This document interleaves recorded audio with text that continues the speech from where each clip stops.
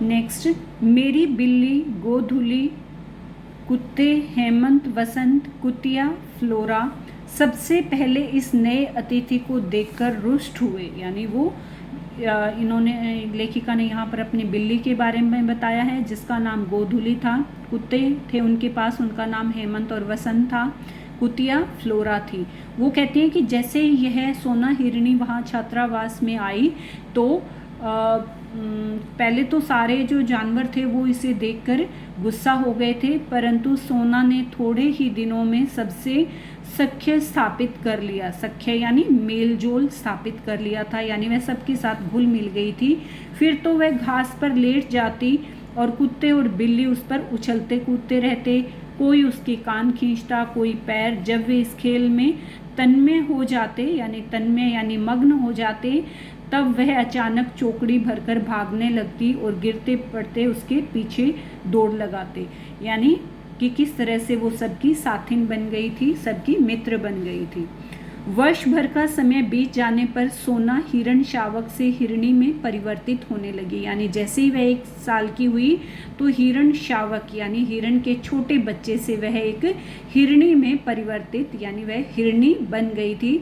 उसके शरीर के पीताम्ब रोए, पीताम्ब यानी पीले रोए ताम्रवर्णी झलक देने लगे थे, यानी तांबे के रंग के झलक देने लगे थे। रोए क्या होते हैं? जो हमारे शरीर पर छोटे छोटे बाल होते हैं, कि पहले वो पीले रंग के थे लेकिन जैसे जैसे वह बड़ी हुई वे तांबे के रंग के होने लगे। टांगे अधिक सुडौल हो गईं और खुरों के कालेपन में चमक आ गई। ग्रीवा यानी गर्दन अधिक बंकिम और लचीली हो गई। बंकिम मतलब टेढ़ी और लचीली यानी लचकदार हो गई। पीठ में भराव वाला उतार चढ़ाव स्निग्धता दिखाई देने लगी। यानी पीठ में भराव वाला उतार चढ़ाव यानी वह थोड़ी बड़ी हो गई थी और स्निग्धता यानी उसमें चिकनापन दिखाई देने लगा था। परंतु सबसे अधिक विशेषता तो उसकी आंखों और दृष्टि में मिलती थी।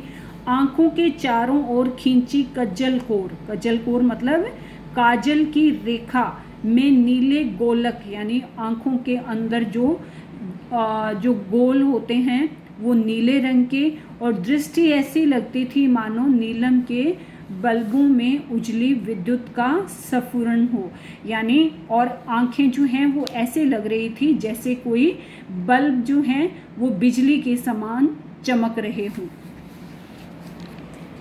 इस बीच फ्लोरा ने भक्तिन की अंधेरी कोठरी के एकांत कोने में 4 बच्चों को जन्म दिया और वह खेल के संगियों को भूलकर अपनी नवीन सृष्टि के संरक्षण में व्यस्त हो गई। यानी फ्लोरा कौन थी? लेखिका की जो कुतिया थी। यानी जब उसने भक्तिन की जो वहाँ की सर्वेंट थी या जो हेल्पर थी उनकी कोठरी में एक कोने में अपने 4 बच्चों को जन्म दिया था, और जब जैसे उसने जन्म दिया वह अपने साथियों को भूलकर अपनी नवीन सृष्टि यानी अपनी नई रचना यानी अपने नए बच्चों के संरक्षण यानी उनके देखभाल में व्यस्त हो गई। 1-2 दिन सोना अपनी सखी को खोजती रही, परंतु उसको इतने लघु जीवों से घिरा देख उसकी स्वाभाविक चकित दृष्टि गंभीर विस्मय से भर गई।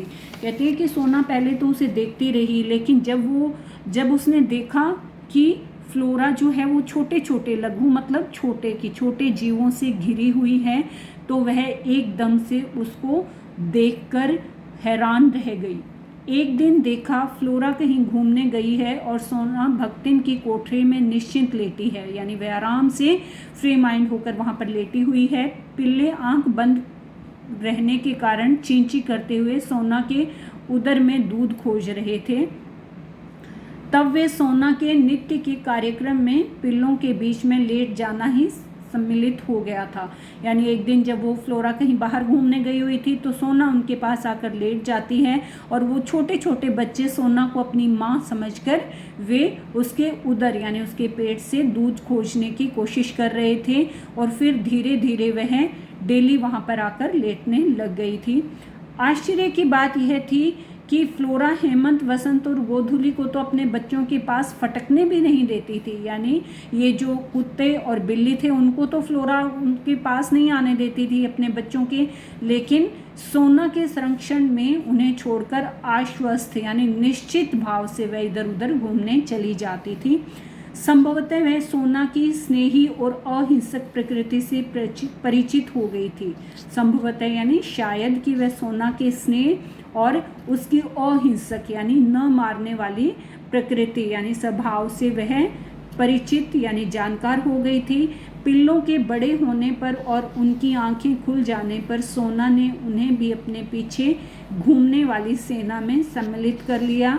मानो इस वृद्धि मतलब सेना में वृद्धि यानी जो उसके दोस्त थे उनमें वो पिल्ले भी आ गए थे। तो इस वृद्धि के उपलक्ष्य में आनंदोत्सव मनाने के लिए यानी खुशी मनाने के लिए अधिक देर तक मेरे सिर के आर पार चौकड़ी भरती रहती। यानी जैसे ही उसके जो फ्लोरा के पिल्ले थे वो उसके साथ खेलने लग गए थे और उसके साथ घूमते थे तो वह बहुत खुश हो गई थी और लेखिका के सिर से वह ज़्यादा देर तक इधर उधर चौकड़ी भरती रहती थी।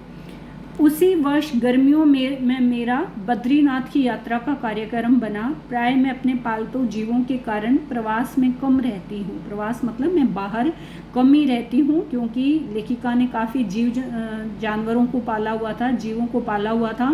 उनकी देख रेख के लिए सेवक रहने पर भी मैं उन्हें छोड़कर आश्वस्त नहीं हो पाती। लेखिका कहती हैं कि वैसे तो मैंने उनके लिए सेवक यानी नौकर रखे हुए थे, लेकिन फिर भी मैं उनको छोड़कर निश्चित नहीं हो पाती थी। भक्तिन, अनुरूप आदि तो साथ जाने वाले थे ही। भक्तिन और अनुरूप जो हैं उनके सर्वेंट थे, उनके हेल्पर थे कि वो तो मेरे साथ बद्रीनाथ जाने वाले थे। पालतू जीवों में से मैंने फ्लोरा को साथ ले जाने का निश्चय किया, क्योंकि वह मेरे बिना नहीं रह सकती थी। वो कहती हैं कि 2 हेल्पर मेरे साथ जा रहे थे और मैंने फ्लोरा को भी अपने साथ ले लिया था। सोना की सहज चेतना में न मेरी यात्रा जैसी स्थिति का बोध था, न प्रत्यावर्तन का। प्रत्यावर्तन मतलब वापस लौट आने का। उसी से उसकी निराश जिज्ञासा और विस्मय का अनुमान मेरे लिए सहज था।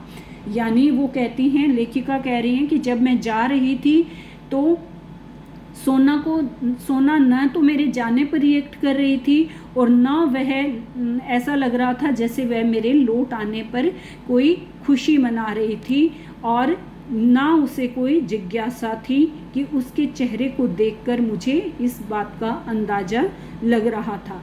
पैदल आने जाने के निश्चय के कारण बद्रीनाथ की यात्रा में ग्रीष्मावकाश समाप्त हो गया। वो बद्रीनाथ पैदल गई थी लेखिका, तो जो गर्मियों की छुट्टियां थी वो समाप्त हो गई थी।